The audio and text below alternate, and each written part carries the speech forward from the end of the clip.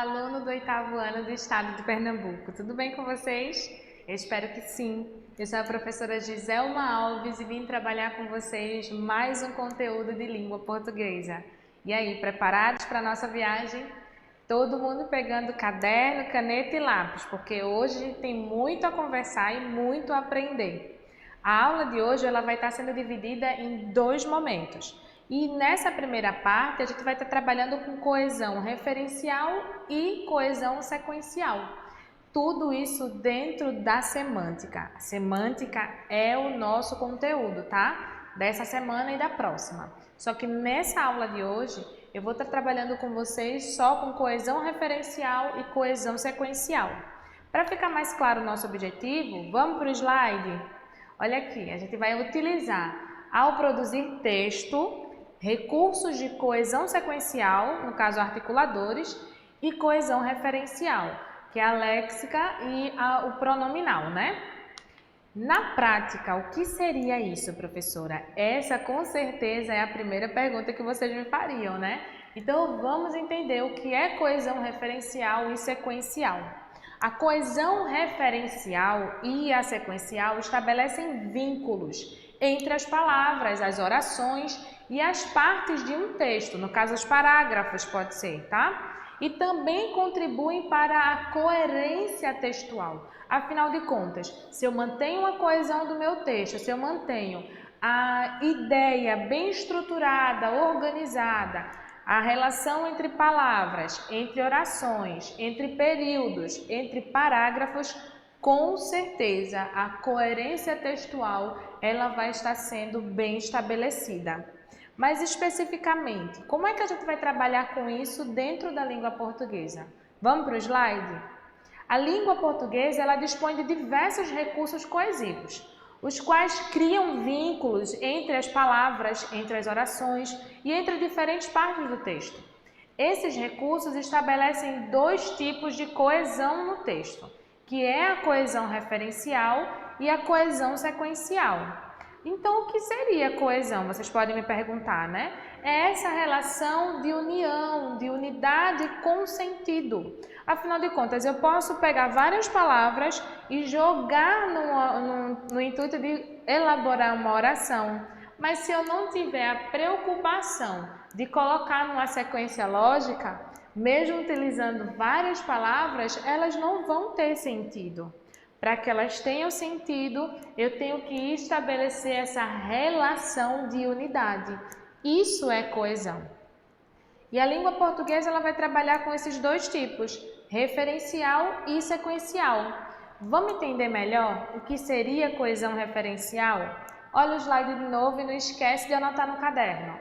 Coesão referencial é aquela que cria um sistema de relação entre as palavras e expressões de um texto, permitindo ao leitor identificar os termos a que se referem. O termo referente é aquele que indica a entidade ou situação a que o falante se refere. Olha o exemplo que eu coloquei para vocês. O cachorro latiu. Ele fica irritado quando há pessoas na rua, mas é um animal bastante amável. Observa que nesse período aqui eu tenho três informações sobre o mesmo elemento, que é o cachorro. Eu estou me referindo sempre ao cachorro. A primeira informação é o cachorro late, o cachorro latiu, e que o cachorro também fica irritado quando há pessoas na rua. Mas mesmo com tudo isso, ele quem? O cachorro. É um animal bastante amável. Que animal? O cachorro. Eu tenho três informações dadas sobre o cachorro. E como é então que eu estabeleço essa relação de unidade com essas três informações sobre um elemento? É aí que entra a coesão referencial. Cachorro é o meu elemento de observação. É a palavra que eu vou estar me referindo com relação às outras ideias, às outras informações trabalhadas nesse contexto.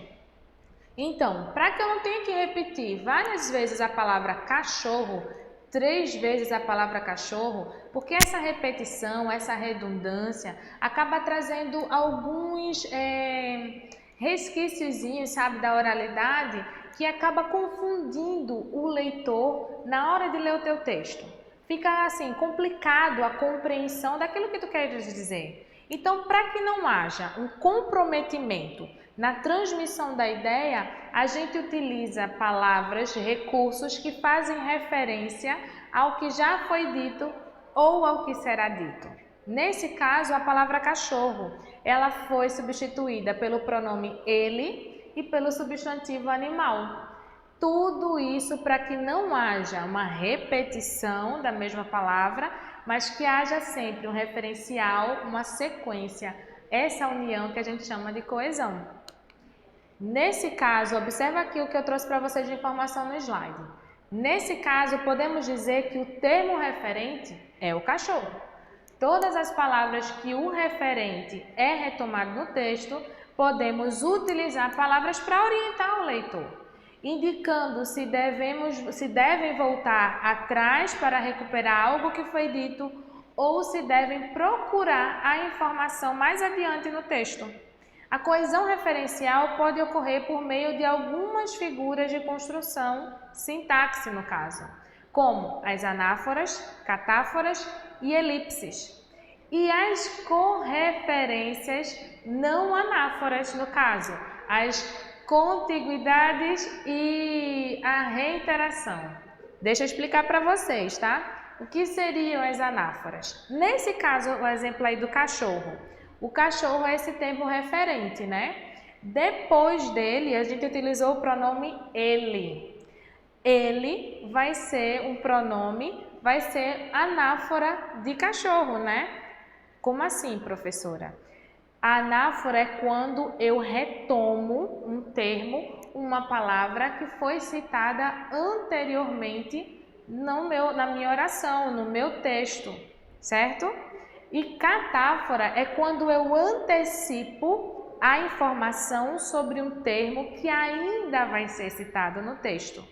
E a elipse é quando eu faço a retirada, eu abstraio a palavra do texto, mas a ideia está lá presente. E isso tudo eu posso trazer num texto escrito, professora, sem comprometer a coerência textual? Pode sim, através da coesão referencial. Olha o que eu falei aqui para vocês no slide sobre a coesão sequencial. Coesão sequencial é aquela que cria nos textos as condições para sua progressão. Se na coesão referencial eu fico voltando ou eu fico buscando uma informação que vai surgir, na coesão sequencial eu vou tendo a ideia de sequência, de progressão de ideias. Olha mais uma vez o slide.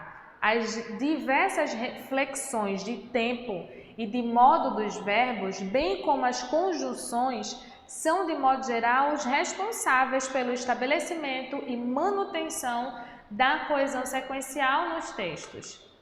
Isso significa que os mecanismos de coesão sequencial são utilizados para garantir a articulação das partes do texto e para estabelecer as relações entre as informações.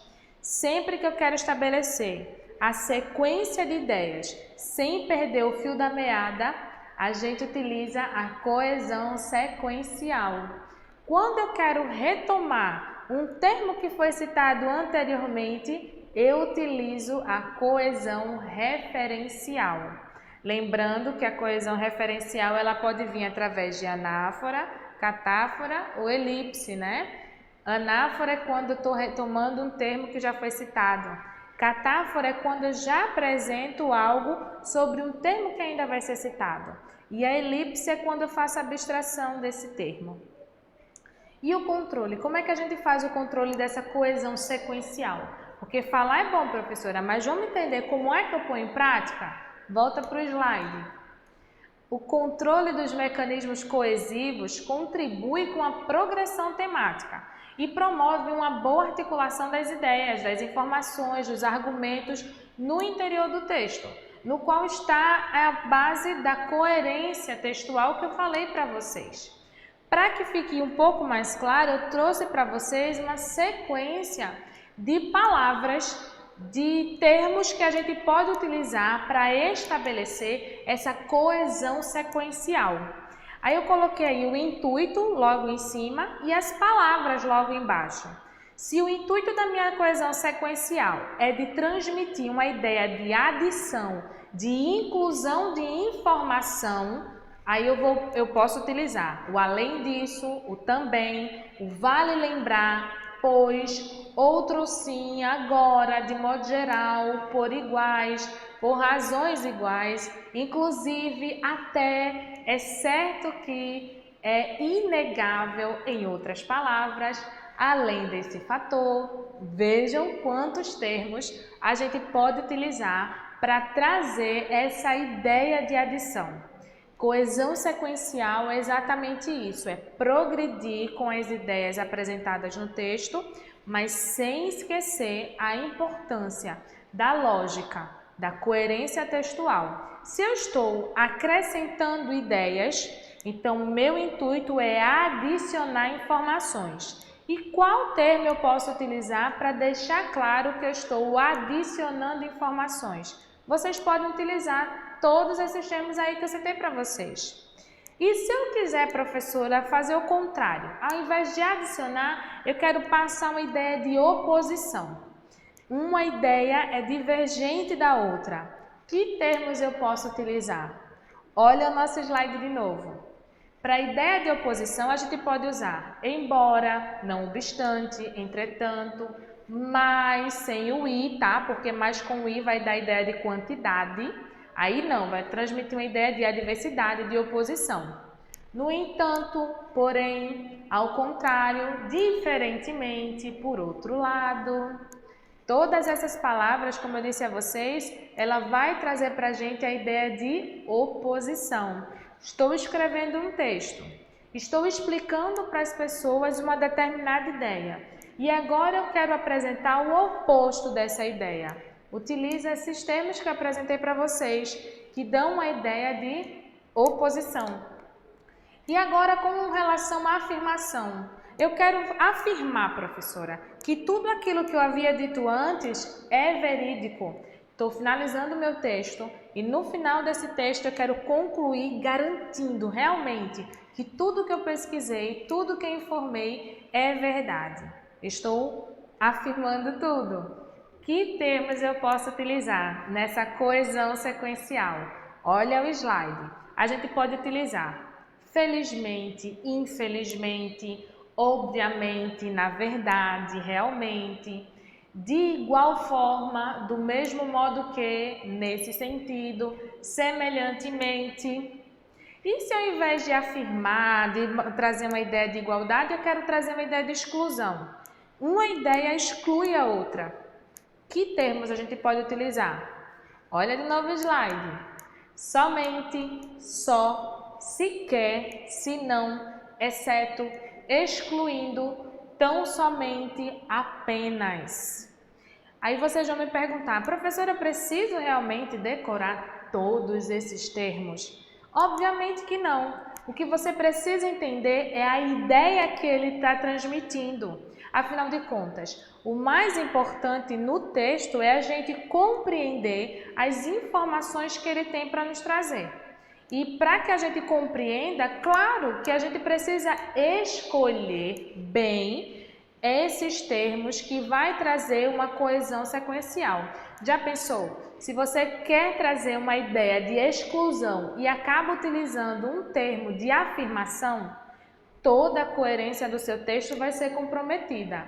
Decorar não é necessário, mas entender a utilização, sim, é necessário. Para a gente finalizar, vamos lembrar alguns termos que traz para a gente uma ideia de enumeração. A gente tem, em primeiro lugar, em segundo lugar, a princípio e uma ideia de explicação.